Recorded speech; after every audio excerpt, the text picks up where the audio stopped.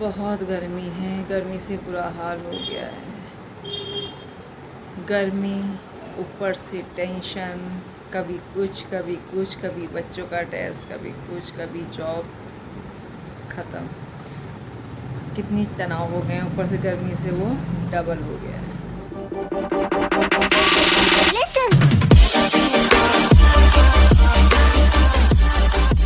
Hello friends, मैं आपकी दोस्त दीपिका फ्रॉम उत्तराखंड। कैसे हैं आप सब? आई होप अच्छे होंगे। अब किसी के लिए वो बैड न्यूज़ है, किसी के लिए अच्छी न्यूज़ है। जैसे मैं, आपको पता ही है, मैं गेस्ट टीचर हूँ और हम लोग कभी कहीं भेजे जाते हैं, कभी कहीं। जैसे ही परमानेंट टीचर आते हैं हमें हटा दिया जाता है, और ऐसा ही हुआ। कल लेक्चरर परमानेंट जो टीचर्स होते हैं उनकी लिस्ट निकली, और लगभग हल्द्वानी, काशीपुर और रामनगर के जितने भी गेस्ट टीचर थे, ऑलमोस्ट सब सब्जेक्टों के सब बाहर हो गए हैं। उनकी जगह सब परमानेंट टीचरों का ट्रांसफ़र हो गया है। वो भी ज़रूरी था क्योंकि वो लोग कई सालों से पहाड़ों में थे। कुछ अनिवार्य ट्रांसफ़र हुए हैं, कुछ आवेदन के आधार पे हुए हैं, अनुरोध के मतलब आधार पे हुए हैं, क्योंकि कुछ लोग बीमार होते हैं। तो बस कल का दिन बड़ा ख़राब सा रहा। सुबह सुबह ये न्यूज़ मिली तो बहुत ही बुरा लग रहा था। कल तो मुझे बहुत ही रोने जैसा मन हो रहा था।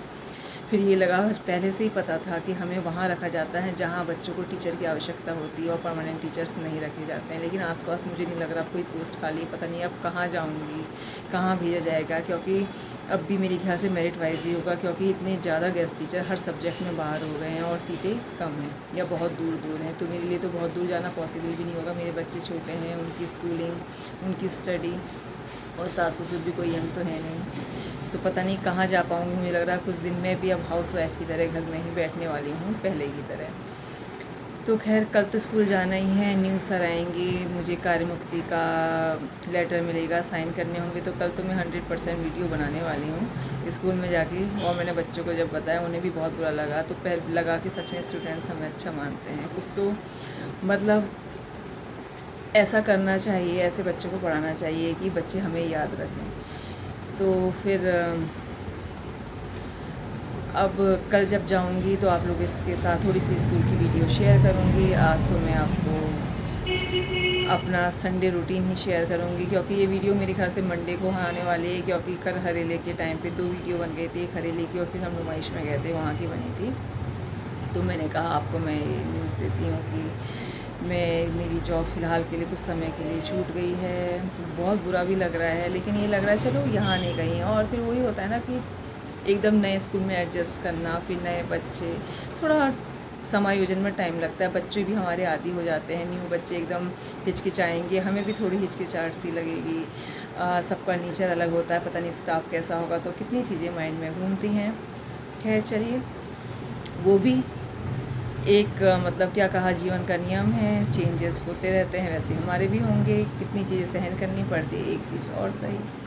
तो चलिए फिर चलती हूँ ऊपर किचन में, देखते हैं। आज मैं देर से उठी थी, संडे था, तो अभी मैंने सफाई वफाई की है, बाहर धो दिया है और कपड़े सब धो के डाल दिए हैं वॉशिंग मशीन में। बस मेरे हस्बैंड ने नहाया। मैंने कहा शाम को, वैसे भी आजकल इतनी गर्मी, 2-2 3-3 बार नहा रहे हैं, तो इतनी बार कपड़े हो जा रहे हैं, तुम्हारे शाम को धो दूँगी।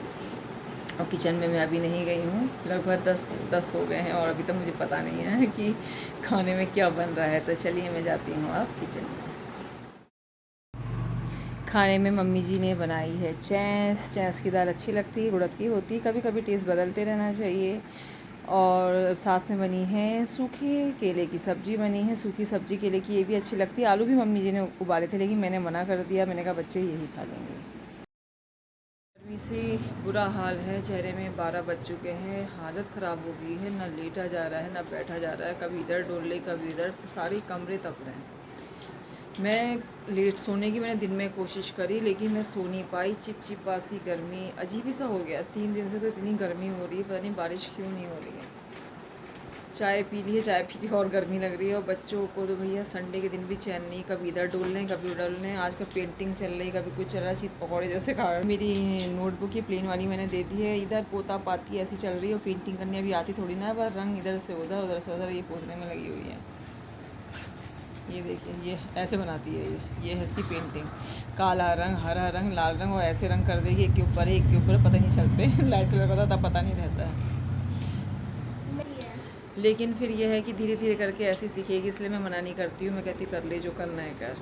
और मेरे हाथ में क्या तो हालत करती होगी। रहती है। और गर्ल ने तो बहुत ही दिमाग ख़राब कर रखा है, बिल्कुल नहीं पढ़ता है। कल इसका इंग्लिश का यूनिट टेस्ट है, ना इसने कल पढ़ा ना ये आज पढ़ रहा है, बिल्कुल पढ़ने को तैयार नहीं है। पता नहीं इसको क्या हो गया, ये पढ़ने में पहले इतना अच्छा हुआ करता था और अब तो पता है कोई डर ही नहीं है। अगर मैं कहती मैडम से कहूँगी, मैडम क्या कर लेंगी, मारेंगे थोड़ी ना, बस मुंह से कह देंगे और तो कुछ कर ही नहीं सकती। मतलब कोई खौफ ही नहीं है। मतलब मेरी समझ में नहीं आ रहा इसे हो क्या गया है इस बच्चे को।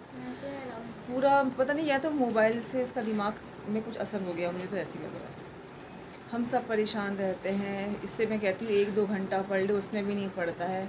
कल अपनी ओर से कोशिश करती हूँ इसने और नुमाइश ले जाए, इन लोगों ने हम ले गए। या तो मुझे लगता है इनकी इच्छाएं पूरी नहीं करनी चाहिए, शायद इच्छाएं पूरी करने से लोग बिगड़ते जा रहे हैं।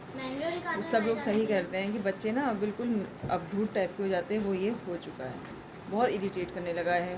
मैं ही डांटूँ, कोई डांटेगा नहीं और किसी से पढ़ेगा नहीं, तो मैं भी तो इरिटेट होने लगती हूँ।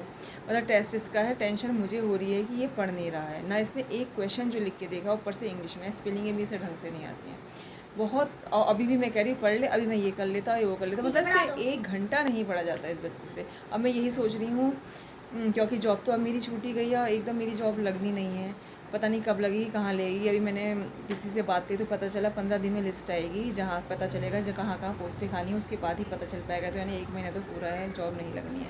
अब मैं इसके स्कूल जाती हूँ, अब क्या पेरेंट्स मीटिंग होगी तो उसमें मैं जाऊँगी और मैडम से बात करूँगी ये क्या कर रहा है। तो अब कह रहा है कि मुझे पढ़ाओ, तो मैं इसे पढ़ाती हूँ। चलिए इसी के साथ मैं अपनी वीडियो का एंड कर रही हूँ। मैंने बहुत बड़ी वीडियो नहीं बनाई है, छोटी सी बनाई है, बस आपसे कुछ बातें करी हैं, अपने बारे में बताया है। तो चलिए फिर नेक्स्ट वीडियो तक के लिए नमस्कार एंड